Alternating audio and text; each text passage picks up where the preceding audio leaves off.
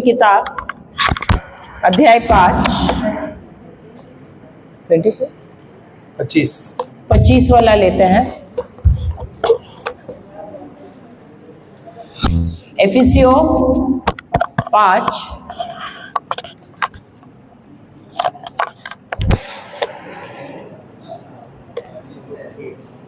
25।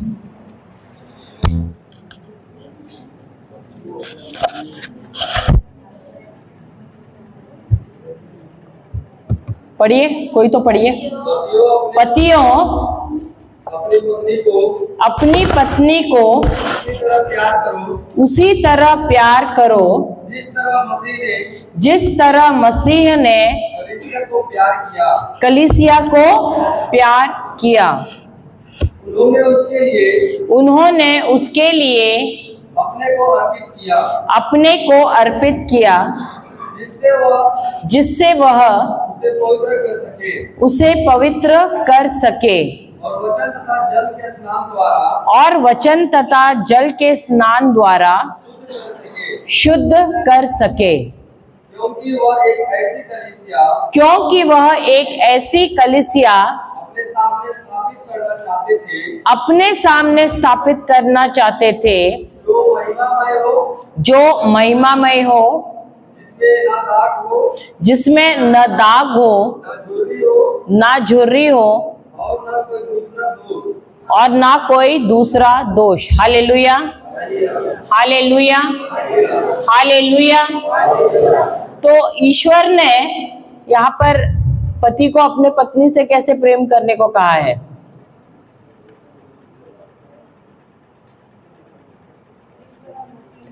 जिस तरह मसीह ने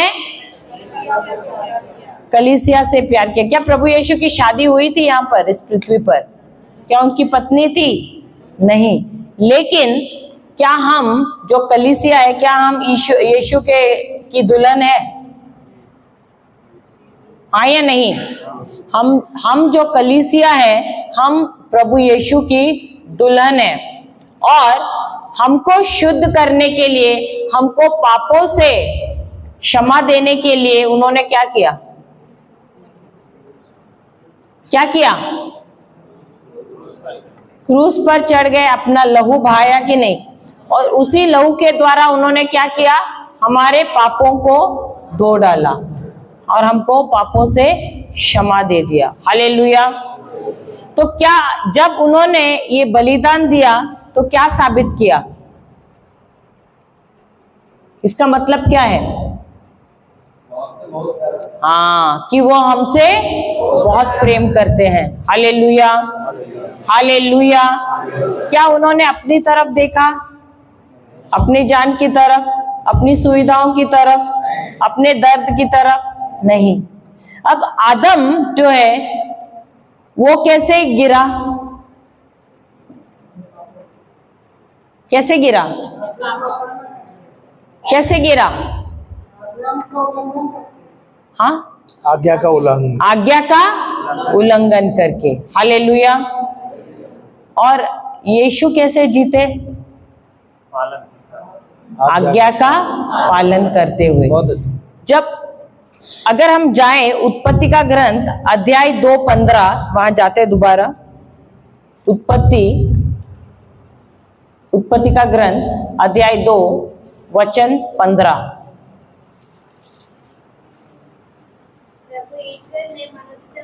प्रभु ईश्वर ने मनुष्य को अदन की वाटिका में रख दिया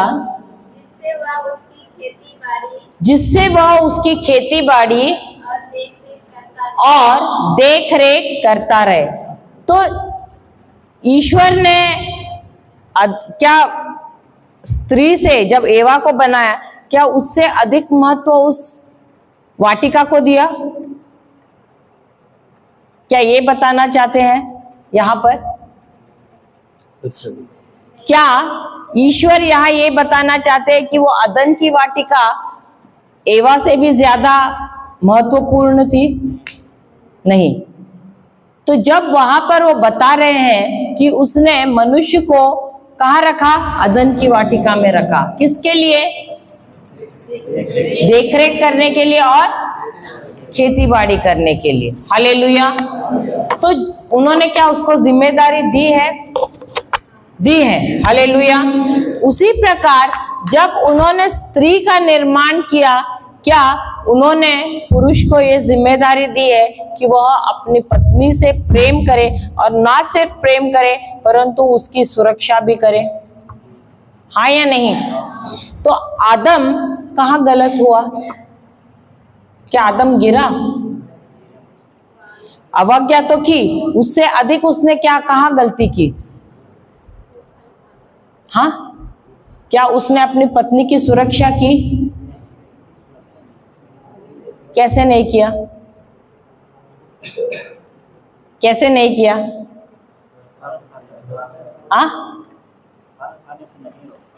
हाँ, जब शैतान आया उसके जीवन में उसको प्रलोभन में डालने के लिए, वो ऐसे ही खड़ा रहा, देख रहा था सब कुछ। सही बात है, सही बात है। और पत्नी ने खाया भी फल और उसको लाके दिया तो उसने भी। हालेलुया। क्या ये उसकी गलती थी? क्या उसने अपनी जिम्मेदारी पूर्ण की थी? नहीं। तो जो जिम्मेदारी उसने पालन करना था, क्या उसने वो किया? आपने कभी देखा है दो प्रकार के पुरुष होते हैं। एक रहता है, एक हिटलर के जैसे रहता है। थोड़ी थोड़ी चीजों के लिए पत्नी को डांटेगा, बच्चों को डांटेगा, पकड़ के मारेगा। दिमाग हमेशा 7वें आसमान पे रहता है, गुस्से वाला। देखा है कभी? कुछ जरूरत से ज्यादा गुस्सा रहता है उसमें, और जरूरत से ज्यादा हिटलर गिरी रहता है। हालेलुया। तो ऐसे टाइम पे वो क्या कर रहा है? क्या पत्नी को आवाज, अपनी आवाज निकालने के लिए भी मौका दे रहा है? नहीं देता है। सही बात है। हालेलुया। और दूसरा प्रकार का रहता है जो सिर्फ खड़ा रह के देखेगा। कुछ अन्याय हो रहा है, कुछ गलत हो रहा है, कुछ भी हो रहा है, बात करेगा क्या? ऐसे लग रहा है उसके लिए सही है या नहीं है, कुछ फर्क ही नहीं पड़ता है। देखा है? आप दोनों भी देखोगे तो घर में कुछ होगा वैसे वैसे परिस्थिति में। यहाँ तो पहले वाले में उदाहरण में मैंने दिया है, वहां तो कुछ जरूरत से ज्यादा ही पति हिटलर गिरी करता है, और दूसरे यहाँ पर पति जिम्मेदारी लेता ही नहीं है, सिर्फ खड़ा रह के ऐसे ही देखेगा जैसे उसको कुछ पड़ा ही नहीं है। और पत्नी भी अगर आके उनको बताए तो जिम्मेदारी लेंगे क्या? नहीं लेते हैं। हालेलुया। तो ऐसे में कुछ होगा उनके पारिवारिक जीवन में, कुछ उन्नति होगी? नहीं होगी। हालेलुया। तो इसीलिए यहाँ पर ईश्वर हमको उदाहरण दे रहे हैं और बता रहे हैं कि पति को क्या करना है, उसको जिम्मेदारी लेनी है। क्या हुआ? पति को अपनी जिम्मेदारी निभानी है। सबसे पहले उसको क्या करना है? अपनी पत्नी से प्रेम करना है। और जब प्रेम करना है, ये कहा है, प्रेम का मतलब क्या है? उसकी सुरक्षा करना है, रक्षा करना है। अगर वो गलत भी कर रही है तो उसको प्रेम से ही सुधारना है, हिटलर नहीं बनना है। उसे क्या करना है? प्रेम से सुधारना है। हालेलुया। हालेलुया। बच्चों को सही दिशा में लाना है। अब कलीसिया में परिवार को लेके जाना किसका काम है? पत्नी का काम है या पति का काम है? नहीं, पति का काम है। किसका काम है? पति का काम है। किसका काम है? और अधिकतर हम देखते हैं पति करते ही नहीं है, पत्नी को ही बच्चों को खींच खींच के लेके जाना पड़ता है। कितने परिवारों में हम ये देख रहे हैं। लेकिन ये जिम्मेदारी किसको दी गई है? वहां पर अगर आप देखो, अदन की वाटिका में एवा को रखा था या उसको रखा था? तो वो अदन की वाटिका क्या है? वो बताता है, वो एक चिन्ह है कि वो एक घर जैसे है। हालेलुया। और जब आदम को वहां रखा, कुछ दिनों के बाद वहां पर ईश्वर ने एवा को भी वहां पर रखा। इसका मतलब एवा से पहले कौन था वहां पर? आदम था। तो जिम्मेदार कौन है? तो पुरुष की जिम्मेदारी है।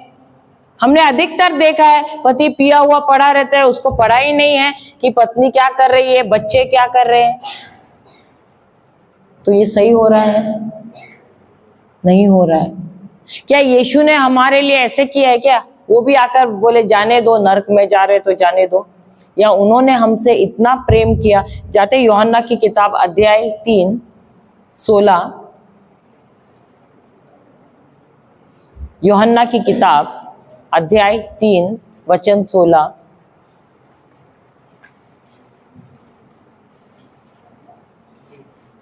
अध्याय 3:16। ईश्वर ने, सब साथ में बोलो, संसार को इतना प्यार किया कि उसने अपने इकलौते पुत्र को अर्पित कर दिया। फिर जिससे जो उसमें विश्वास करता है उसका सर्वनाश ना हो, बल्कि अनंत जीवन प्राप्त करे। Hallelujah, hallelujah. क्या ईश्वर ने अपना प्रेम हमको बताया? हाँ या नहीं? कैसे बताया? क्या उन्होंने इतना प्रेम किया? इतना या बहुत प्रेम किया? तो ईश्वर ने हम सबसे इतना प्रेम किया कि उन्होंने क्या किया? अपने इकलौते पुत्र को अर्पित कर दिया। तो क्या उन्होंने अपने प्रेम का जिक्र किया कि मैंने तुम्हारे लिए तुमसे इतना प्रेम किया है, अब तुम भी मुझसे प्रेम करो? या उनका प्रेम एक तरफा ही था, बिना शर्त वाला था? तो अब मेरा बेटा आया तो अभी तुम गुलाम बनो, क्योंकि उन्होंने क्या किया है? अपने जानों की कुर्बानी दे दी है। Hallelujah, hallelujah. क्या कभी कहा उन्होंने तुम मेरे गुलाम बन जाओ? कहा नहीं। लेकिन उन्होंने अपना प्रेम इसलिए दिखाया ताकि इस प्रेम में जब उन्होंने अपने पुत्र को दिया, उन्होंने हमसे कुछ अपेक्षा नहीं किया, लेकिन उन्होंने उसमें भी जब ये प्रेम दिया तो ये प्रेम देने के बाद, उसके बाद भी उन्होंने हमको ये बताया कि ये मैंने प्रेम जो दिया है, मेरे बेटे को जब मैंने बोया है इस पृथ्वी पर, तो उसके बावजूद भी मैंने तुम्हारे आध्यात्मिक खाते में वो सारी चीजें जमा की है जिसके द्वारा तुम यहाँ पर इस पृथ्वी पर एक बहुत ही अच्छा जीवन जी सकते हो। Hallelujah, hallelujah. और यही यीशु अपने जीवन शैली के द्वारा बता रहे हैं कि मैं तुम्हारा पति हूं, और जैसे मैंने अपने जान की तरफ नहीं देखा, अपने शरीर की तरफ नहीं देखा, अपने दुख की तरफ नहीं देखा, अपनी पीड़ा की तरफ नहीं देखा, अपनी समस्या की तरफ नहीं देखा, लेकिन फिर भी मैं तुमसे प्रेम करता हूं और इसीलिए मैंने तुम्हारे लिए अपने प्राणों का बलिदान दे दिया है। आदम ने क्या किया? उसने अपने पत्नी के साथ क्या किया? वो मर गया कि नहीं? हाँ या नहीं? हालेलुया। यानी उसने वो पत्नी से इतना प्रेम कर रहा था, उसे खोना नहीं चाहता था, इसलिए उसने क्या किया? उसके पत्नी के साथ उसने अवज्ञा किया। सही बात है। लेकिन यीशु ने क्या किया? उसने हमारे लिए सारे नियमों का पालन किया और हमारे लिए उन्होंने अपने प्राणों का बलिदान दे दिया। और उसी के द्वारा वो बताना चाहते हैं कि जिस तरह मैं तुम्हारा दूल्हा हूं और मैंने अपने जान की तरफ ध्यान नहीं दिया, परंतु मैंने तुम्हारे लिए अपने प्राणों का बलिदान दिया है, उसी प्रकार पति कौन है? पति घर का सिर है, मस्तक है, उसको भी वैसा ही करना है। यही जिम्मेदारी पति को भी उठानी है। जैसे मैंने किया है वैसे ही उसको करना है। क्या यीशु ने हमारी सुरक्षा की? की है। हालेलुया। हालेलुया। हमसे प्रेम किया है। क्या प्रमाण दिखाया है? दिखाया है, जब उन्होंने अपने प्राणों का बलिदान दिया हमारे लिए। हालेलुया। और यही जिम्मेदारी किसकी है? पति की भी है। उसको अपने तरफ नहीं देखना है। हालेलुया। उसकी ये जिम्मेदारी है, उसका ये काम है कि उसको अपने परिवार का, अपनी पत्नी और अपने बच्चों की देखरेख करना है और उनकी सुरक्षा करना है। और यही यहाँ पर प्रभु यीशु कह रहे हैं। पढ़िए दोबारा 25वां वचन इसका, एफिसियो 5:25।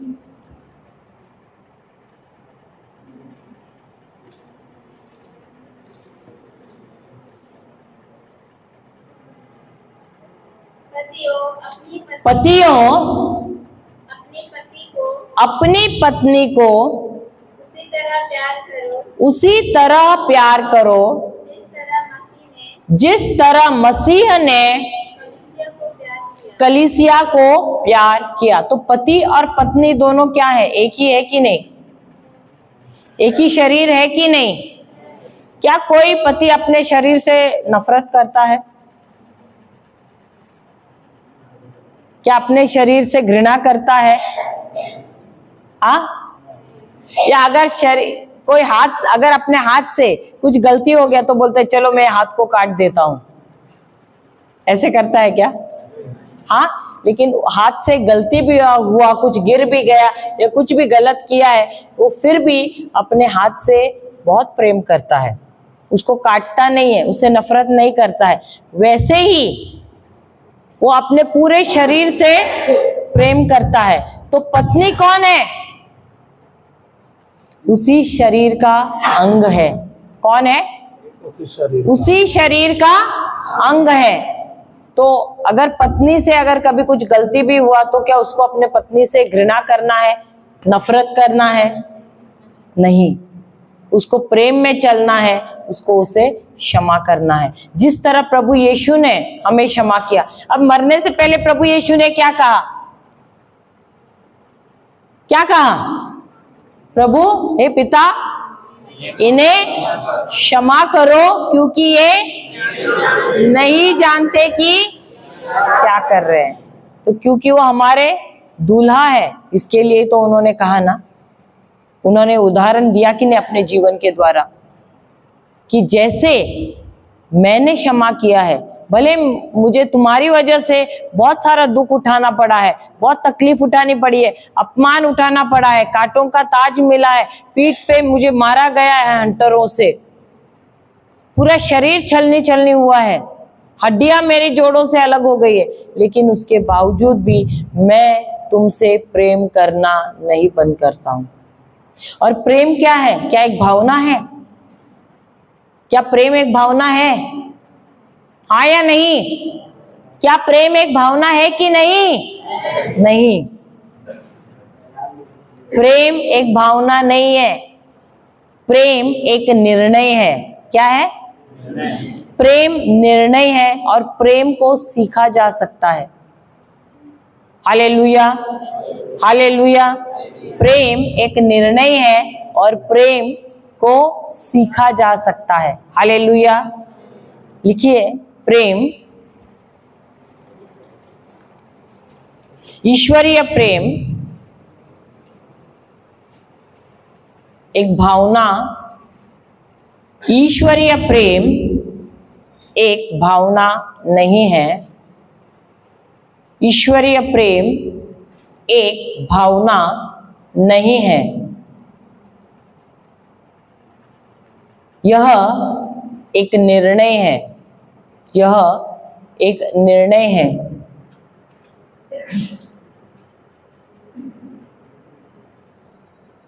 ईश्वरीय प्रेम सीखा जा सकता है। ईश्वरीय प्रेम, ईश्वरीय प्रेम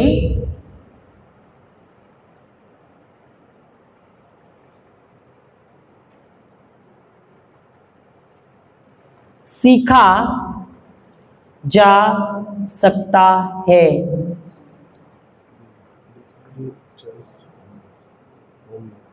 elderly should teach the younger one, वही है।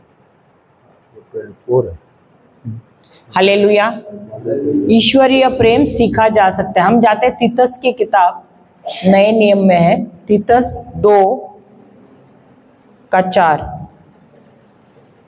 तीतस, टाइटस इंग्लिश में बोलते हैं, 2:4। 4 और 5। 4 और 5, 2 अध्याय 2, 4 और 5। 4 लेंगे तो भी चलेगा फिर।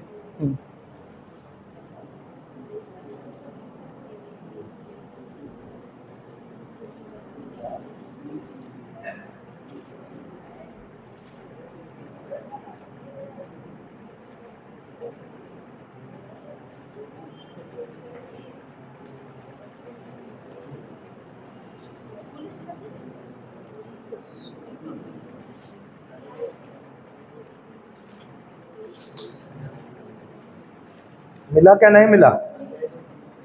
4, 2 का 4। पढ़िए।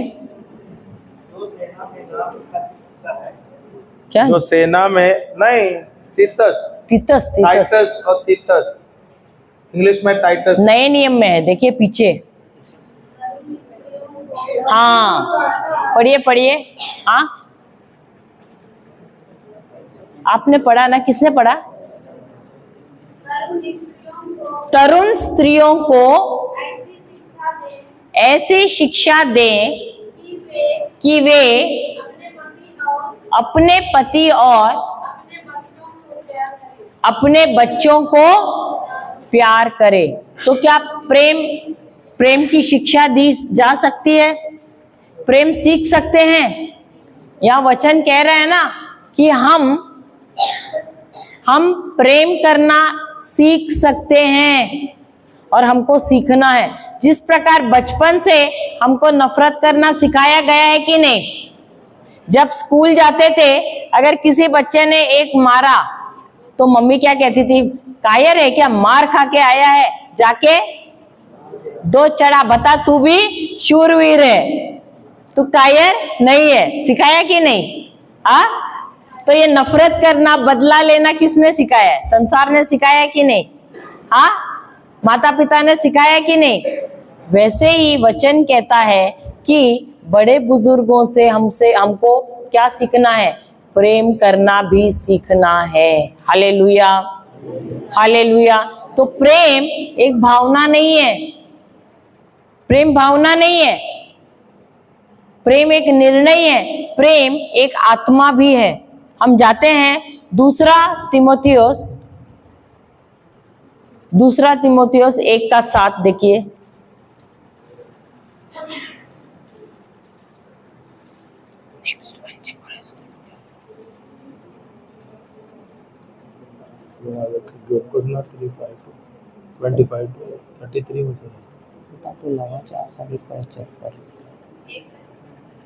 कौन सा? हाँ, 1:7।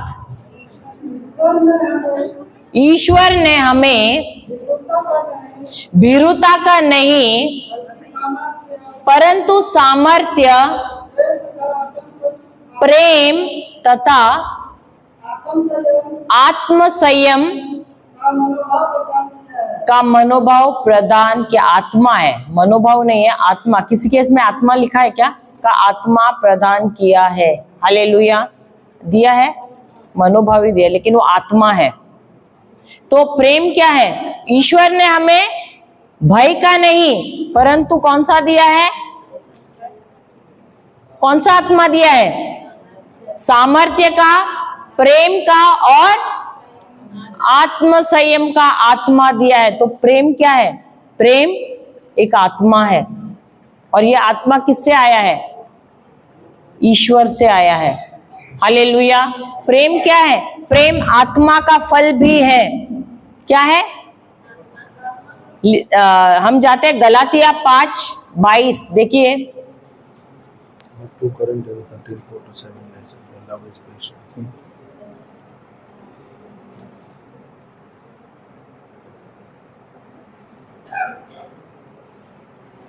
गलातिया 5:22 देखिए, गलातिया नए नियम में है,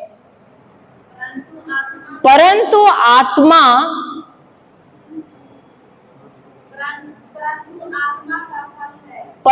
आत्मा का फल है या आत्मा के फल है? आत्मा का फल है प्रेम। इसका मतलब है आत्मा का फल क्या है?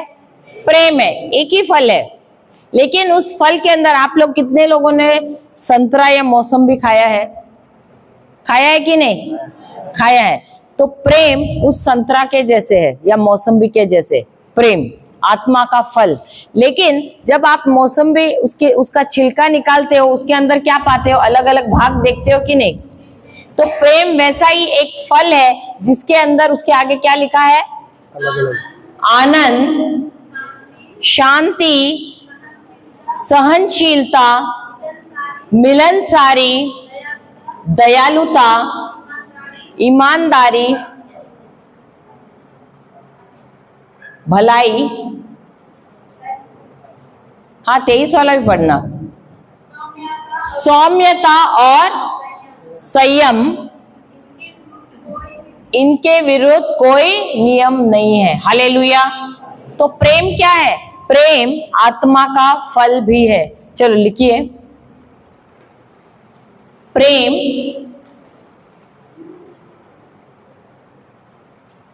सिखाया जा सकता है, मैंने दिया है। हाँ, वो तीतस लिखा है वहां पर, तीतस 2:4। हाँ, उसके बाद प्रेम एक आत्मा भी है। प्रेम एक आत्मा भी है जो, प्रेम एक आत्मा भी है जो ईश्वर से आता है, क्योंकि जो ईश्वर से आता है, क्योंकि ईश्वर खुद आत्मा है, क्योंकि ईश्वर खुद आत्मा है।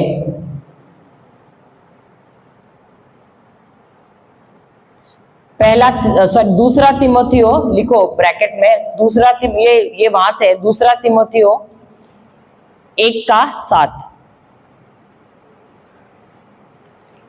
अगला वाक्य, प्रेम आत्मा का फल है। प्रेम आत्मा का फल है।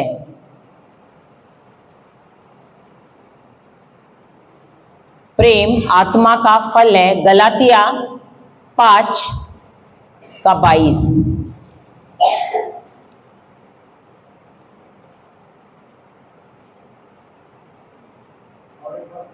प्रेम आत्मा का फल है। गलातिया 5:22।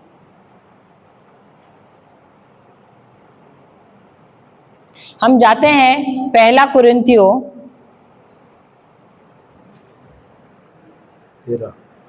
13:4-7।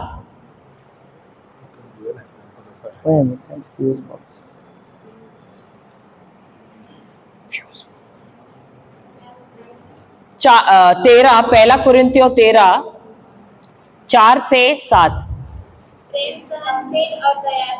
प्रेम सहनशील और दयालु है। प्रेम ना तो ईर्ष्या करता है, ना डींग मारता है, ना घमंड करता है। प्रेम अशोभनीय व्यवहार नहीं करता, वह अपना स्वार्थ नहीं खोजता। प्रेम न तो झुंझलाता है और न बुराई का लेखा रखता है। हालेलुया। सब साथ में बोलेंगे इसको। प्रेम सहनशील और दयालु है। प्रेम ना तो ईर्ष्या करता है, ना डींग मारता है, ना घमंड करता है,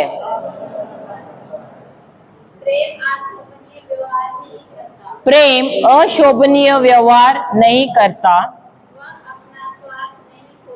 वह अपना स्वार्थ नहीं खोजता, प्रेम न तो झुंझलाता है और न बुराई का लेखा रखता है। हालेलुया। आगे आगे और है। वह दूसरों के पाप से नहीं बल्कि उनके सदाचरण से प्रसन्न होता है। 7वां भी पढ़ना। वह सब कुछ क्या करता है? ढाक देता है, हाँ, कवर करता है। हाँ, हालेलुया। हो गया।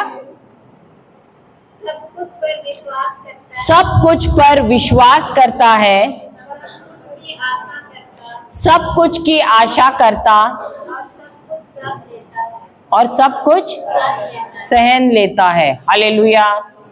तो ये प्रेम का क्या दिया है? विशेषताएं दी है। प्रेम कैसा होता है? हालेलुया।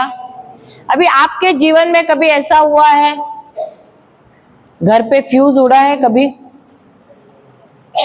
जब फ्यूज उड़ता है तो क्या हो जाता है? सारी बत्तियां बुझ जाती है। सही बात है। तो आपके रिश्तों में कभी फ्यूज उड़ा है? फ्यूज देखा है क्या नहीं देखा है?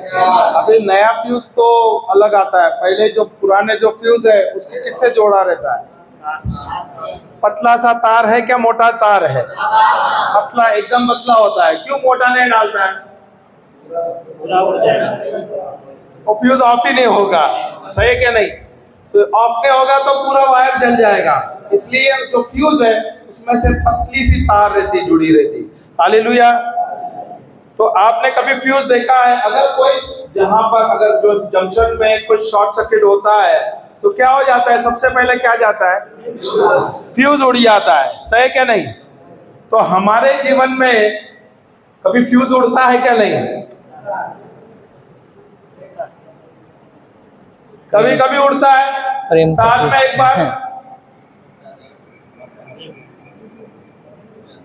फ्यूज कभी उड़ता है? हाँ, अभी तो शादी हुई नहीं है, कैसा फ्यूज उड़ेगा? बाद में उड़ने वाला है, शादी के बाद उड़ेगा।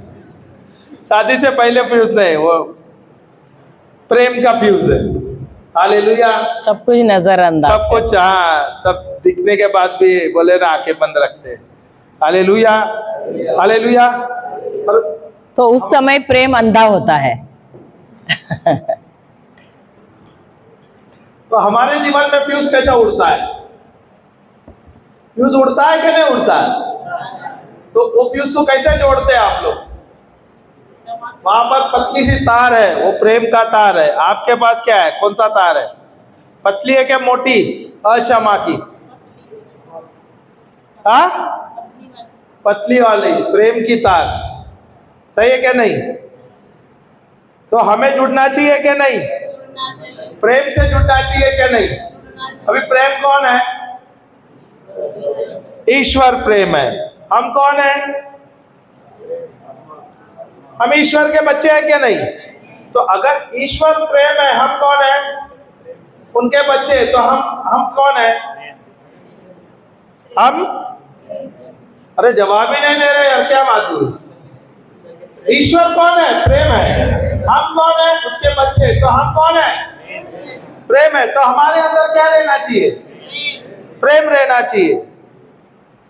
कौन सा प्रेम रहना चाहिए? सांसारिक या आत्मिक प्रेम? आत्मिक प्रेम। और प्रेम क्या सिखाता है? क्षमा करना, प्यार करना और बलिदान। और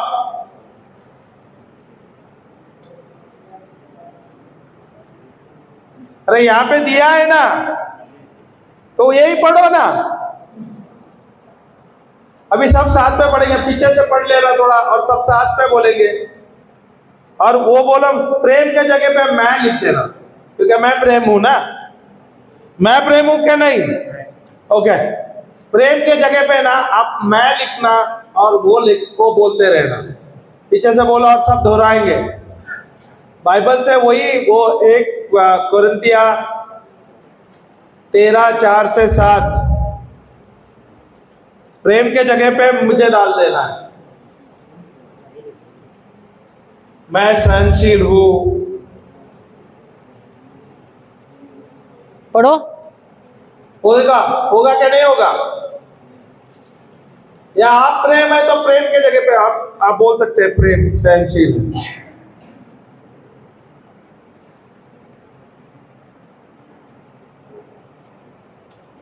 बहुत देर लग रहा है। पहला कुरिन्थियों 13:4-7। 13:4-7। प्रेम सहनशील और दयालु है। अरे साथ में बोलने का है, प्रेम नहीं, मैं वो प्रेम के जगह बदले में मुझे मैं डालना है। क्या लिखना है? प्रेम सहनशील और दयालु। अरे रुको तो, सब साथ में बोलो, ये 4 ही लोग बोल रहे हैं। मैं सहनशील और दयालु हूँ। मैं ना तो ईर्ष्या करता हूँ, मैं ना तो ईर्ष्या करता हूँ, ना ढींग मारता हूँ, ना घमंड करता हूँ। मैं अशोभनीय व्यवहार नहीं करता। अशोभनीय व्यवहार। हाँ, वो अपना स्वार्थ मैं अपना स्वार्थ नहीं खोजता। मैं अपना स्वार्थ नहीं खोजता। मैं अपना स्वार्थ नहीं, प्रेम ना तो झुठलाता है, मैं ना तो झुठलाता हूँ और ना बुराई का लेकर रखता हूँ। और ना बुराई लेकर रखता हूँ। मैं दूसरों के पाप से नहीं, मैं दूसरों के पाप में नहीं, बल्कि उनके सदाचरण से उनके प्रसन्न होता हूँ। मैं सब कुछ ढक देता हूँ। मैं सब कुछ ढक देता हूँ। क्या सब कुछ ढकते हो?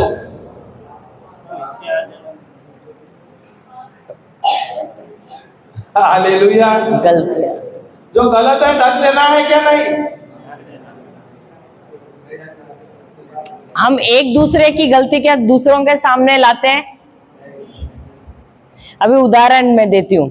अगर 2 बच्चे हैं, एक ही क्लास में है दोनों, उदाहरण, अब उनको जाना है, माता पिता को जाना है, माँ को जाना है स्कूल में, बच्चे का रिजल्ट है, तो टीचर जो है उसके बेटे के बारे में सब बुरा बोलती है, आपका बेटा ऐसा है वैसा है सब। तो ये क्या ये माँ जाके सबको बताती है?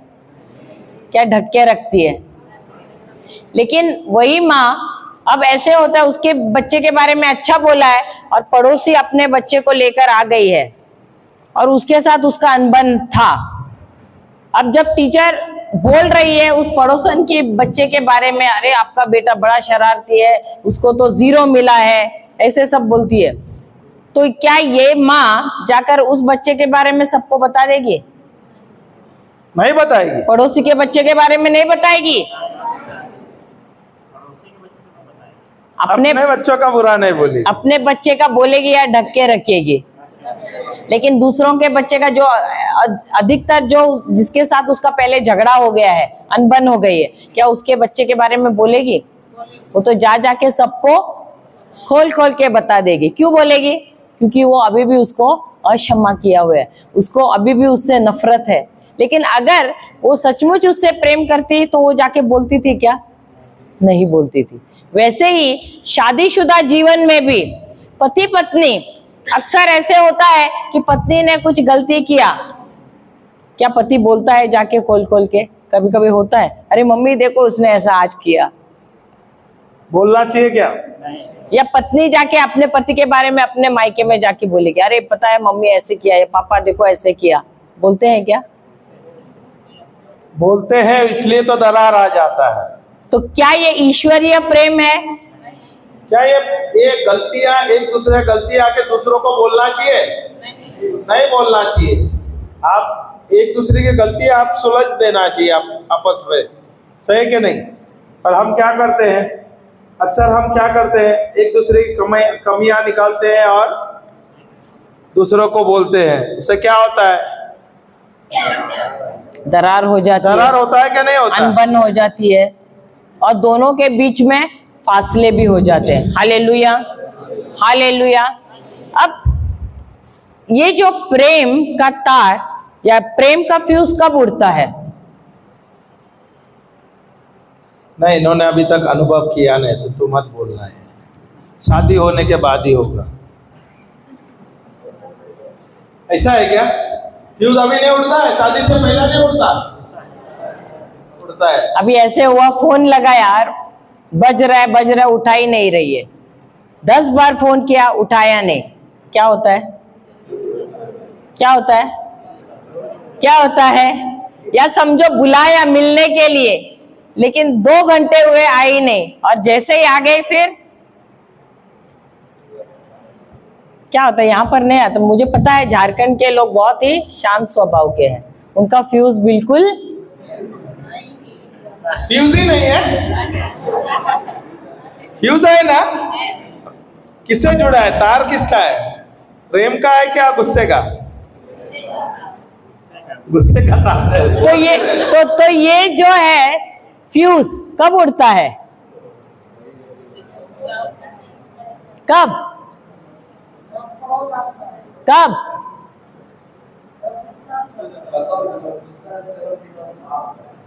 हाँ वही, उसको क्या कहते हैं? उसको क्या कहते हैं? क्या कहते हैं उसको? जब सहनशीलता खत्म हो जाती है, जब संयम पूरी तरह से खत्म हो जाता है। तो प्रेम पे दबाव कब आता है? जब संयम का बांध टूट जाता है। Hallelujah, hallelujah. तो अधिक किस पर कार्य करना जरूरी है? अपने संयम पर कार्य करना है, संयम को मजबूत करना, ये हमको सीखना है। हालेलुया। इसीलिए यहाँ पर दिया है, प्रेम क्या है?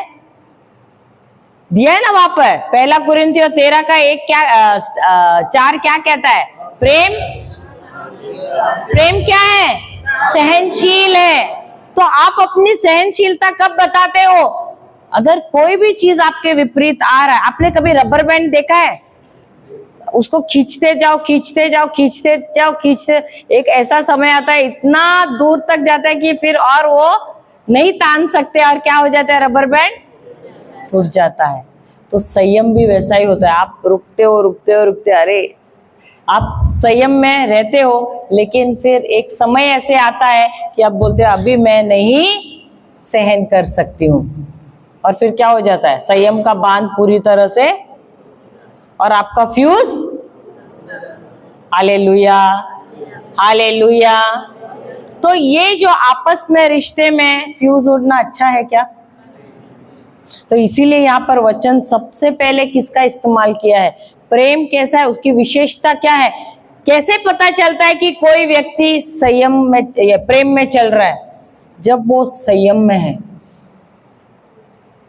जब आपने कभी देखा है कोई व्यक्ति, आप कुछ भी उसको बोलो, उसको कुछ फर्क ही नहीं पड़ता है, ऐसा लग रहा है कुछ हो ही नहीं रहा है उसको, कितना भी आप दबाव डालो, उसको कुछ भी बोलो, कुछ भी फर्क नहीं पड़ता है।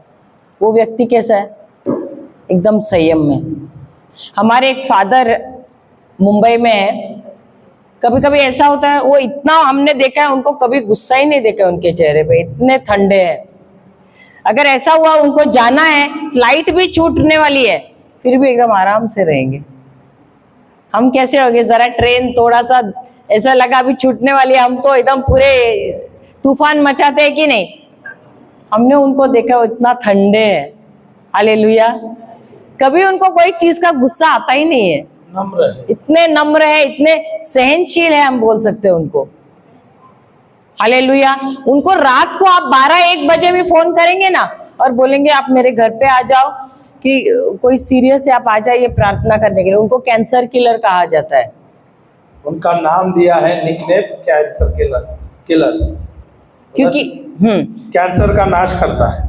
क्योंकि जब भी ऐसा वो ऐसे केसेस उनको आए हैं कि कोई व्यक्ति, डॉक्टर ने उनको कहा है कि तुम सिर्फ 24 घंटे जियोगे, क्योंकि कैंसर इतना फैल गया है। तो उनको फोन करेंगे तो वो आएंगे पूरा टीम को लेके और बैठेंगे, उनके साथ बैठेंगे और उनको बोलेंगे अब ये रोजरी है ना, उसके ऊपर वचन बोलो। फिर उनको आप बोलेंगे कितने बार, वो तो बोलो 1000 बार। कितने बार के साथ बैठेंगे और कितने बार एक वचन को बोलेंगे? वो 1000 कम से कम 1000 बार। और 1000 बार खुद भी बोलते हैं, खुद भी और बैठ के टीम मेंबर और वो परिवार को भी लेके बैठते हैं। वो वचन चंगाई का वचन है, एक वचन लेगा और वो बोलेंगे। फिर उसके बाद 1000 बार होने के बाद वो बोलेगा आपको कैसा कैसा लग रहा है? वो बीमार व्यक्ति को बोलेगा, बोला थोड़ा ठीक लगता है। ठीक लगता है ना, चलो और एक बार, और 1000 बार बोलेंगे। Hallelujah, hallelujah. तो तकरीबन 3 या 4000 बार एक वचन को वो बोलता रहेगा, और वो साथ में बोलता है। हालेलुया, साथ में बोलते हैं। क्या है, जब वे वचन जो बीमार व्यक्ति है, जब वो सुनता है वही वचन बार बार बार बार बार बार, वो वचन के द्वारा वो व्यक्ति चंगा हो जाता है। Hallelujah, hallelujah, hallelujah, hallelujah. इसलिए वचन लेना बहुत ज्यादा जरूरी है। सही है यीशु। और हमने देखा है कि ऐसे लोग, ये जो 24 घंटे वाला भी बोला वो भी जिया है। 24 घंटे क्या, वो उसके बाद मेरे ख्याल से 10-12 साल जिया है। और ऐसा हुआ कि उनके पैरिश में कोई मरा ही नहीं। जब तक हो वहां पे, वो जब तक उस पैरिश में थे ना, बीमारी से कोई मरा ही नहीं है। बहुत बार होता है कि वो बहुत सारा बीमार, वो व्यक्ति बीमार है, उसको लास्ट को ब्लेसिंग दिया जाता है ना, पवित्र संस्कार दिया जाता है। इसके लिए भी बुलाया जाता था उनको, और जब उनको बुलाए जाते थे तो वहां पर बैठ के उनके साथ वचन का घोषणा करते थे, उनके ऊपर प्रार्थना करते थे, और वे वहां से चंगे हो जाते थे। Hallelujah, hallelujah, hallelujah, hallelujah. तो प्रेम में सबसे अधिक क्या रहना जरूरी है? संयम रहना बहुत जरूरी है। इसीलिए हमको संयम पे कार्य करना है। अगर संयम टूट गया तो पूरा का पूरा सब कुछ बिखर जाता है। संयम कैसा है? जैसे कि एक माला पे मोती लगाए हुए हैं, उसको खींचा तो क्या हो जाएगा, और जब वो टूट जाता है तो क्या हो जाता है, सारे मोती बिखर जाते हैं। वैसा ही है संयम। तो इसीलिए प्रेम में संयम रहना बहुत जरूरी है। Hallelujah, hallelujah. तो कबूतर का एग्जांपल, कबूतर का एग्जांपल। हाँ, आपने अलमारी देखी है क्या? नहीं देखी है? जेंट्स लोग की अलमारी होती है कि लेडीज की होती है? जेंट्स की नहीं होती है ना, बच गए। हालेलुया। यानी जेंट्स के भी अलमारी होते हैं। अलमारी देखिए तो वहां पे अंदर एक रॉड होता है, जैसे यहाँ पर एक रॉड है, सही क्या नहीं? तो आप देखोगे लेडीज के अलमारी में नहीं, ये लेडीज लोग के तो अलमारी नहीं है बोले आपने, जेंट्स के। तो आप अलमारी में एक रॉड है, और रॉड पे हैंगर्स रखे जाते हैं क्या नहीं? क्या रखते हैं? कपड़े रखते हैं क्या नहीं? कितने रखते हैं? 1 या 2? जितना उसमें बैठता है उतना ही, उससे ज्यादा भी डालते हैं जबरदस्ती। कभी कभी तो रॉड बैंड हो जाता है, देखा है क्या नहीं? नहीं, अधिकतर क्या होता है पता है, पुरुषों के एक हैंगर पे 10 शर्ट रहते हैं और पैंट्स रहते हैं। लेडीज लोगों के एक हैंगर पे एक साड़ियां रहती है। सही बात है कि नहीं? समझे कि जवाब नहीं दे रहे, समझे नहीं है? समझे क्या नहीं समझे? मैंने कहा जेंट्स लोगों के एक हैंगर पे वो 10 शर्ट लगाते हैं, और लेडीज लोग एक हैंगर पे एक ही साड़ी डालते हैं। ऐसा है? एक ही साड़ी रखते हैं। तो किसके कपड़े ज्यादा रहते हैं? जेंट्स के नहीं रहते हैं। लेकिन जेंट्स के ज्यादा रहते हैं या लेडीज के ज्यादा रहते हैं?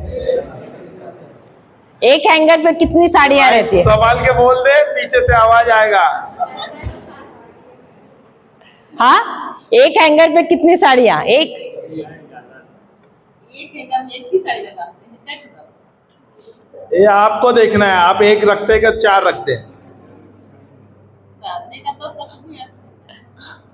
लेकिन कितने होते हैं? किसके ज्यादा होते हैं? हालेलुया। तो जब अलमारी में हैंगरों पे कपड़े लटकाए जाते हैं, वजन पड़ता है? रॉड रहता है कि नहीं? जैसे यहाँ पर पर्दे के लिए रॉड है, अलमारी का उतना मोटा तो नहीं होता है, सही बात है। तो एक समय ऐसा आता है वो रॉड पे इतना वजन बढ़ जाता है, वो रॉड क्या हो जाता है? होता है कि नहीं? टेढ़ा होता है, काफी बार तो टूट जाता है और गिर भी जाते सब हैंगर, सही बात है। तो रॉड किसके जैसे है? प्रेम के जैसे है। वो रॉड किसका रॉड है?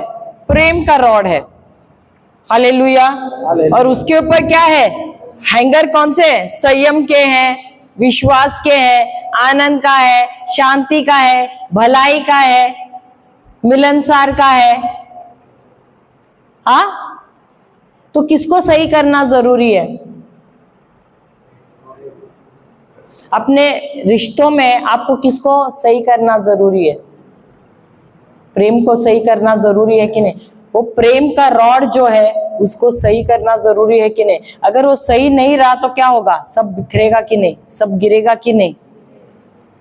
Hallelujah, hallelujah. इसलिए यहाँ पर संत पौल क्या कहते हैं? प्रेम की विशेषताएं दी है। सबसे अधिक हमको किस पे कार्य करना है? प्रेम पे। और प्रेम में भी सबसे अधिक किस पे करना है? अपने संयम पे करना है। हालेलुया, हालेलुया, जय यीशु। पढ़ना आगे वही वचन, 1 कुरिन्थियों 13:4।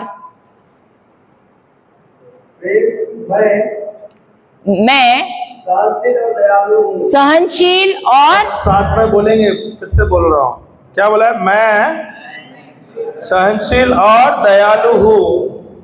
मैं ना तो ईर्ष्या करता हूँ, मैं ना तो ईर्ष्या करता हूँ, ना डींग मारता हूँ, ना घमंड करता हूँ, मैं अशोभनीय व्यवहार नहीं करता, मैं अशोभनीय व्यवहार नहीं करता, मैं अपना स्वार्थ नहीं खोजता, मैं अपना स्वार्थ नहीं खोजता, मैं ना तो झुंझलाता हूँ, मैं ना तो झुंझलाता हूँ, और ना बुराई का लेखा रखता हूँ, और ना बुराई का लेखा रखता हूँ।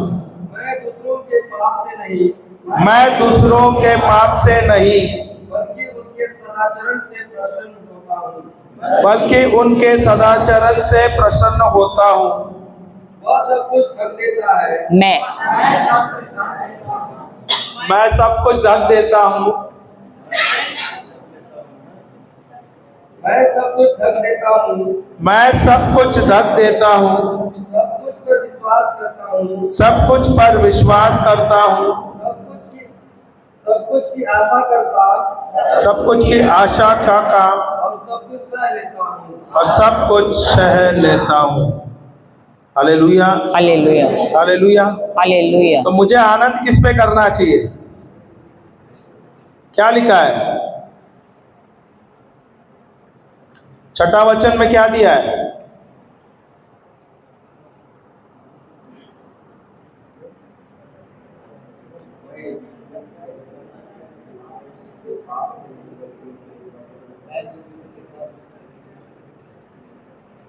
इसमें प्रसन्न रहते हैं, आनंदित रहते हैं।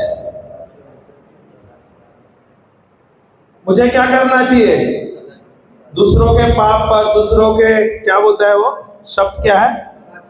सदाचरण पर आनंद मनाना चाहिए।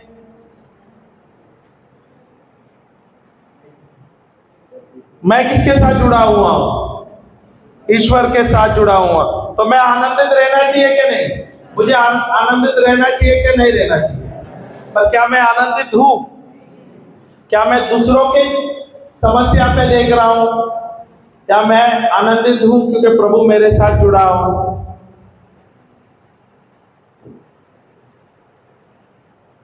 Hallelujah, hallelujah. जो प्रभु में जुड़े हैं वो दूसरों की बुराई करेंगे क्या? दूसरों की गलतियां निकलेंगे क्या? विवाहित जीवन में एक दूसरे की गलतियां निकालते रहोगे तो टूटेगा क्या नहीं, होगा क्या नहीं। तो मुझे क्या करना है, क्योंकि मैं प्रभु के साथ जुड़ा हुआ हूं, मुझे क्या करना है, आनंदित रहना चाहिए हर पल। सही है कि नहीं? हालेलुया। दूसरों की बुराई करते करते क्या होता है, अगर मैं दूसरों की बुराई करूंगा क्या होता है, बोलता है ना, दूसरे के कांच के घर पे पत्थर मारेंगे तो हमारे घर पे भी हमारे शीशे भी टूटेंगे। सही है क्या नहीं? हालेलुया। अगर मैं दूसरों की बुराई करता हूं, एक समय ऐसा आता है क्या हमारे घर में वही आता है, हालेलुया, वही बुराई हमारे घर में आता है और वही चीज हमारे घर की नाश करती है। Hallelujah, hallelujah. तो मैं जो प्रभु के साथ जुड़ा हुआ हूं, मुझे क्या करना चाहिए, प्रेम में रहना चाहिए। सही है। एक प्रेम से परिवार जो बनाता है वो परिवार मजबूत रहता है। सही है। अगर आप प्रेम में हैं, आपका परिवार प्रेम में है, तो प्रेम के जीवन जो जी रहे हैं वो अच्छा रहेगा क्या नहीं रहेगा? हालेलुया। अगर कोई भी चुनौतियां, जो कोई भी कठिनाई आएगी तो भी उसमें से आप निकल जाओगे। Hallelujah, hallelujah. जय यीशु, जय यीशु। तो मुझे एक उदाहरण ऐसा, ये जो है चील पक्षी, उसके बारे में मुझे याद आ रहा है कि वो जो पक्षी है वो अपना जीवन साथी कैसे ढूंढती है। कभी आपको मालूम है कैसे वो ढूंढती है? चील का सुना है? वो जो मादा जो है पक्षी चील, वो क्या करती है, एक लकड़ी का टुकड़ा लेती है और जब उसे चुनना है अपना जीवन साथी, वो ऊंचे हवे में ले जाती है वो लकड़ी, और वो उस लकड़ी को छोड़ देती है। जो भी, जब जमीन पे गिरने से पहले जो भी चील जो है वो उसे उठाता है और उसके पास ले जाता है। वो एक बार नहीं करती है, ऐसे बार बार बार बार उठाती है और लकड़ी को गिराती रहती है, और उसमें से जो हार मान के निकल जाते हैं और आखिर तक जो रहता है, जो उठाता है और उसे देता है, उसी को वो क्या करती है, चुनती है अपना जीवन साथी। हालेलुया। तो ये जो चील है, मादा चील, वो किस प्रकार का जीवन चाहती है, जीवन साथी चाहती है? जो जिम्मेदार है, जो उससे प्रेम करता है, जो उसके साथ मिलकर घोंसला बनाना चाहता है, बनाता है जब उसे अंडे देने हैं तब, और उसके साथ मिलके उन बच्चों की परवरिश करता है। एक समय ऐसे आता है जब वो मादा अंडे देती है, वो घोंसला जब बनाती है, घोंसले में वो लकड़ी, नोकीले लकड़ियां हैं, उसका घोंसला वे बनाते हैं, और जब वो अंडा रखती है, कुछ समय के बाद उसमें से आते हैं बच्चे, और ये दोनों भी जाते हैं और बच्चों के लिए खाना लेकर आते हैं। और ऐसा होता है कि थोड़े समय में बच्चे थोड़े बड़े होते, घोंसला छोटा होने लगता है, तो मादा क्या करती है, उन घोंसलों जो लकड़ियां हैं उसको ऐसे ऐसे हिलाती है, और बच्चे क्या होते हैं, कूदना शुरू करते हैं। इसका मतलब वो थोड़ा थोड़ा उड़ने की कोशिश करते हैं। फिर एक ऐसा समय आता है, मादा जो पक्षी है एक बच्चे को उठाती है, उसे ले जाती है आसमान में और ऐसे छोड़ देती है, और जब वो छोड़ती है, जो पिता है वो जाता है और वो अपने बच्चे को अपने पंखों पे, उस बच्चे को लेता है, क्योंकि अभी तक बच्चा तैयार नहीं हुआ है अच्छी तरह से उड़ने के लिए। तो जब वो छोड़ रही है बच्चे को, तो वो बच्चा सोचता होगा ना कि मेरी माँ कितनी दुष्ट है, आज मेरी माँ को क्या हो गया है, आज मुझे लेकर क्यों ऐसे फेंक रही है आसमान से, लेकिन मेरे पापा देखो कितने अच्छे हैं, मुझे लाया है और मुझे दोबारा घोंसले में रखा है। तो ऐसे करते करते ऐसा समय आता है कि वो बच्चे जो है, जब वो माता पक्षी है बार बार वो बच्चों को गिराती है, लेकिन वो जो पिता है वो लाता है, बच्चों को दोबारा रखता है, क्योंकि पिता जानता है कि अगर वो बच्चे नीचे गिरे वो मर जाएंगे, क्योंकि अभी भी उड़ने की परिस्थिति में नहीं है। तो जब वो लकड़ी अपना जीवन साथी चुनना था, जब वो लकड़ी वो फेंक रही थी और वो चुन रहा था, क्यों वो कर रही थी? क्योंकि वो देखना चाहती थी कि आगे चल के क्या ये हमारे बच्चों की रक्षा करेगा। Hallelujah, hallelujah. ये जो है हम अगर देखेंगे जानवर, पशु पक्षी, ये अपना जीवन साथी सही तरह से उनको मालूम है कैसे चुनना है। क्या हम भी जब शादी करना है, समय आता है, क्या हम भी वैसे ही चुनते हैं सही जीवन साथी? Hallelujah, hallelujah. अगर आपने चलो चुना है अभी, लेकिन आपको मालूम है एक दूसरे में क्या खामियां हैं, क्या गलतियां हैं। मुझे भी जब हम विवाह करना था तो मुझे मालूम, मैं बाइबल तभी मैं पढ़ती थी लेकिन मुझे इतना ज्ञान नहीं था। आज हम एटलीस्ट वचन तोड़ते हैं, उसको समझाते हैं, उस समय मुझे मालूम नहीं था। लेकिन और मेरी माँ भी नहीं थी, मैं जब 12वीं में थी तभी मेरी माँ गुजर गई थी। लेकिन एक था कि रिश्ता यीशु के साथ था, और उसके वजह से मैं हमेशा जब प्रार्थना करती थी तो मैं बोलती थी कि प्रभु मुझे ऐसा जीवन साथी चाहिए। मैं विवरण करती थी ऐसा ऐसा चाहिए, और वो वचन में रहना चाहिए, ये बोलती थी हमेशा। तो जैसा मैंने जो विवरण किया था वैसे तो मुझे मिला, लंबा और ये सब जो मैंने बोला था वैसे मिला। लेकिन जब हमारी शादी हुई तब पता चला इन्होंने कभी बाइबल खोला ही नहीं है। Hallelujah, hallelujah.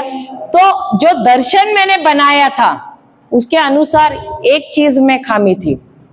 तो मैं हर रात को ईश्वर के साथ लड़ती थी और कहती थी प्रभु मैंने तो दर्शन बनाया है कि बाकी सब तो आपने दिया। मैंने ऐसे नहीं कहा कि मुझे बहुत धनवान व्यक्ति चाहिए, लेकिन मैंने ये कहा था कि मुझे ऐसा व्यक्ति, ऐसा जीवन साथी चाहिए जो वचन में है। तो मुझे ऐसा ही चाहिए। मुझे पता नहीं है इनको आप कैसे बदलते हो, मुझे मालूम नहीं है। लेकिन मैंने जब देखा कि ये तो पूरे दोस्तों में इनका ये था, रात को उनका पार्टी चलता था, ये वो सब था, मैं बोला मुझे ऐसा जीवन साथी नहीं चाहिए था। मुझे चाहिए था जो वचन में गड़ा हुआ है। तो अब आप कैसे इनको सुधार रहे हैं, क्या कर रहे हैं, ये आपकी जिम्मेदारी है। मैंने जो दर्शन बनाया है मुझे वैसा ही चाहिए। और मैंने देखा कि 1 या 2 महीने के अंदर ही इनकी नौकरी निकल गई शादी होके, और पहले महीने में मैं गर्भवती हुई, और पहले महीने में या दूसरे महीने में उनकी नौकरी निकल गई, और पूरे उनके होश निकल गए उस समय, क्योंकि कर्जे में आ गए। और ऐसे हुआ कि हमारी बिटिया हुई, उसके बाद कुछ समय के बाद इनको किसी ने, इनकी एक चचेरी बहन ने कहा कि वो रिट्रीट ऐसे इसके लिए गई थी, बिनती उपवास के लिए गई थी। तो इन्होंने पूछा कैसा होता है, तो उन्होंने बोला अच्छा होता है, कहाँ कहाँ है, ऐसे पूछा। और फिर ये गए बिनती उपवास को, और वहां गए। उसके बाद इनके जीवन में परिवर्तन धीरे धीरे करके शुरू हुआ। इसके बाद वे यहाँ से इजराइल चले गए।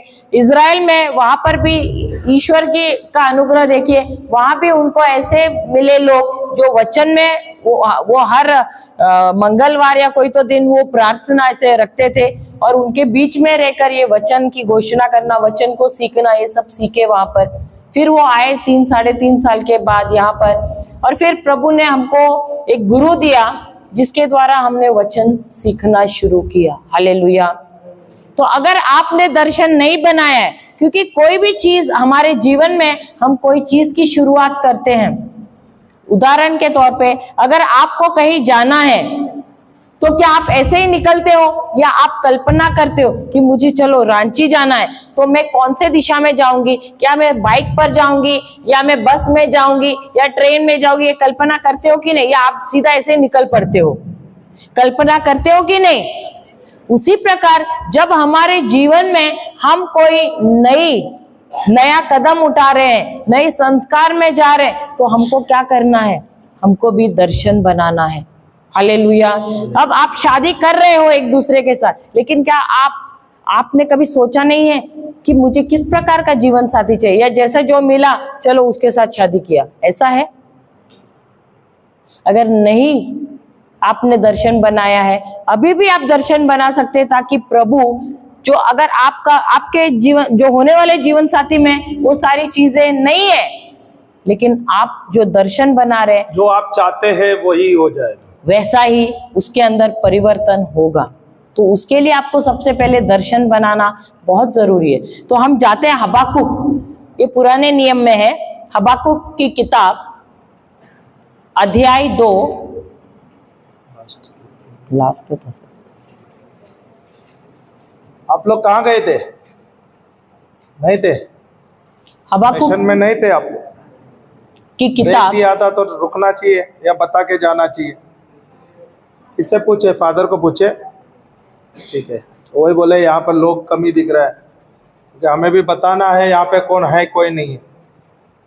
हबाकुक की किताब अध्याय 2 और 3 पढ़िए।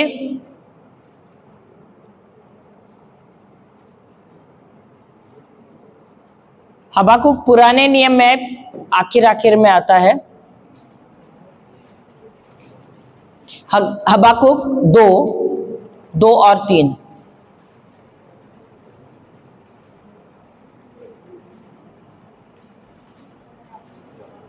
पढ़िए। मिला?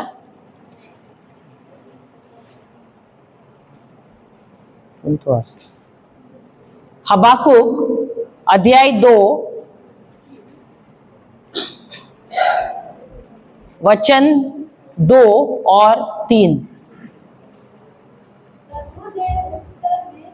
प्रभु ने उत्तर में मुझसे यह कहा, जो तुम दृश्य देख रहे। मैं पढ़ता हूँ। प्रभु ने मुझे यह उत्तर दिया। प्रभु ने मुझे यह उत्तर दिया, दर्शन को लिख। दर्शन को लिख। क्या लिखा है? प्रभु ने मुझे यह उत्तर दिया, दर्शन को लिख। क्या करना चाहिए हमें? दर्शन को लिखना चाहिए। ओके, आगे क्या है? पट्टियों पर उसको स्पष्ट अंकित कर। पट्टियों पर उसको स्पष्ट अंकित कर, ताकि दौड़ने वाला भी उसको सरलता से पढ़ सके। तीसरा पढ़ो। तीसरा, दर्शन के पूर्ण होने में कुछ देर है, पर वह अवश्य पूरा होगा। वह झूठ नहीं होगा। यदि आपके पूर्ण होने में देर हो तो प्रतीक्षा कर। यह दर्शन अवश्य सिद्ध होगा। उसमें अधिक विलंब न होगा। हालेलुया। तो यहाँ पर ईश्वर जो है, हबाकुक नामक एक नबी है, उसको कहता है कि सबसे पहले तुमको क्या करना है? दर्शन बनाना है। हमारे जीवन में हम स्कूल को जाते हैं, हम ऐसे ही पढ़ाई करते हैं, क्या हम कभी सोचते हैं हमको क्या करना है जीवन में? नहीं सोचते। और इसके लिए हमारे जीवन में जो नौकरी मिलती है वो हम करते हैं। सही बात है। हमेशा हमको ऐसा रहना चाहिए। विजनरी आपने सुना है, जो दर्शन बनाता है, हमको वैसा बनना है। अरे आप घर बनाते हो तो दर्शन नहीं बनाते हो, ब्लूप्रिंट नहीं बनाते हो। ब्लूप्रिंट बनाने के बाद ही घर बनाओगे ना, नक्शा बनाने के बाद। नक्शा बनाओगे क्या? नहीं। तो आप अभी आपके भविष्य बनाने वाले, आपके परिवार बनाने वाले, तो बगैर दर्शन के बनाओगे? तो दर्शन बनाना जरूरी है कि नहीं? शादी के बाद आप क्या करने वाले, कितने बच्चे रहोगे, ये सब प्लान करोगे कि नहीं? तो आपको दर्शन बनाना है। जैसे आप सांसारिक दर्शन बनाओगे, वैसे आत्मिक दर्शन भी आपको बनाना है। और अब भी अगर आपके जीवन साथी में कुछ गलत लत है, खामियां हैं, तो आपको उसके लिए भी दर्शन बनाना है कि प्रभु मैं चाहती हूं कि मेरे जीवन साथी की ये आदत छूटे। उसको गुस्सा है तो गुस्से से वो शांत स्वभाव का रहे, वो संयम रहे। कोई गलत लत है तो प्रभु मैं विश्वास करती हूँ कि ये लत उसकी निकल गई है। हालेलुया। और आपके जीवन साथी के लिए 10 पॉइंट बनाओ। भले आप शादी के बंधन में बनने वाले, लेकिन उसी जीवन साथी में जो बदलाव लाना है वो आपको लिखना है। यही यहाँ पर ईश्वर कह रहे हैं हबाकुक से कि उसको किस पे लिखना है? पट्टियों पे लिखना है। पहले दर्शन बनाना है, फिर पट्टियों पे लिखना है। और जब तुम दर्शन बना रहे हो अपने जीवन साथी का, जो बदलाव चाहिए, कोई तो नबी जो है इसमें, उसके अनुसार तुम बोलो प्रभु मेरा पति भी इस नबी के अनुसार है, प्रेमल है, जैसे यूसुफ, मैंने अपने तीनों बच्चों के लिए मैंने दर्शन बनाया पहले से ही।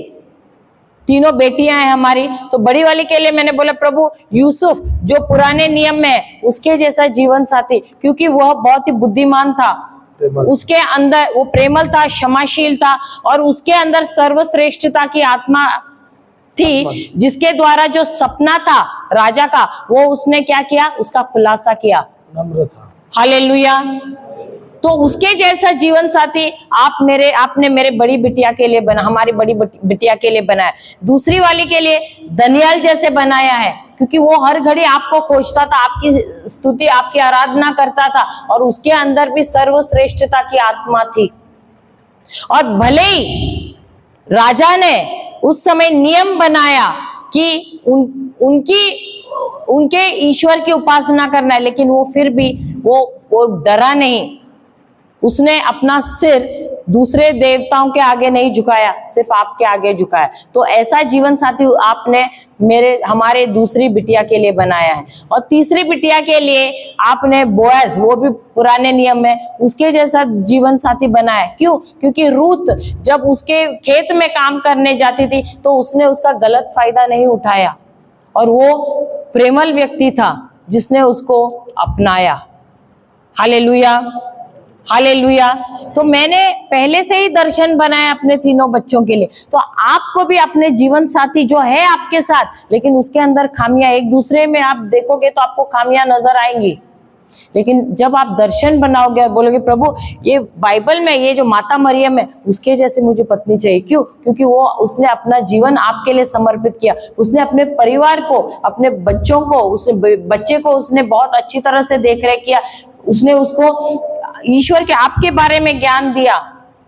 हालेलुया। या पति के बारे में बोले, आप कोई तो उसमें से किरदार देखो बाइबल से, और उसके साथ जो उसकी अच्छी खूबियां है वो बोलो प्रभु मुझे मेरे पति में ये खूबी देखना चाहती हूँ। हालेलुया। तो ऐसे करके 15, 10 पॉइंट, 15 पॉइंट, 5 पॉइंट जो आपको बनाना है वैसे आप बना सकते हो। तो नोटबुक में बनाओ और रोज उसे देखो और बोलो धन्यवाद यीशु, मेरा पति या मेरी पत्नी ऐसे ही हो गई है करके। Hallelujah, hallelujah. आगे पढ़ना, तीसरा।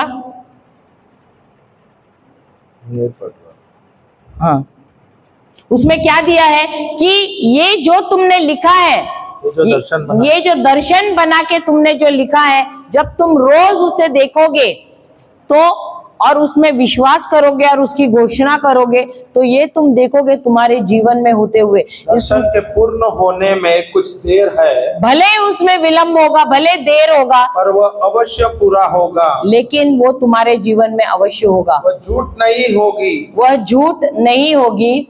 यदि उसके पूर्ण होने में देर है, यदि उसके पूर्ण होने में देर हो तो प्रतीक्षा कर, यह दर्शन अवश्य सिद्ध होगा, यह दर्शन अवश्य सिद्ध होगा।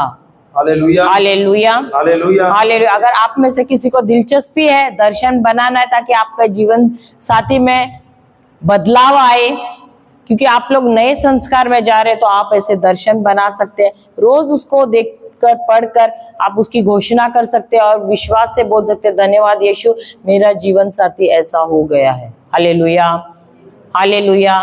तो हम प्रभु को धन्यवाद देते हैं कि प्रभु ने हमको आज ईश्वरीय प्रेम के बारे में सिखाया और कैसे हमको एक दूसरे के साथ जीना है। हम और जो हमारे पुरुष भाई हैं उनको कैसे अपनी जिम्मेदारी लेनी है, अपने परिवार का पालन पोषण करना है, उनकी सुरक्षा करना है और उनको ईश्वर के राज्य में बढ़ाना है। Hallelujah, hallelujah, hallelujah, hallelujah.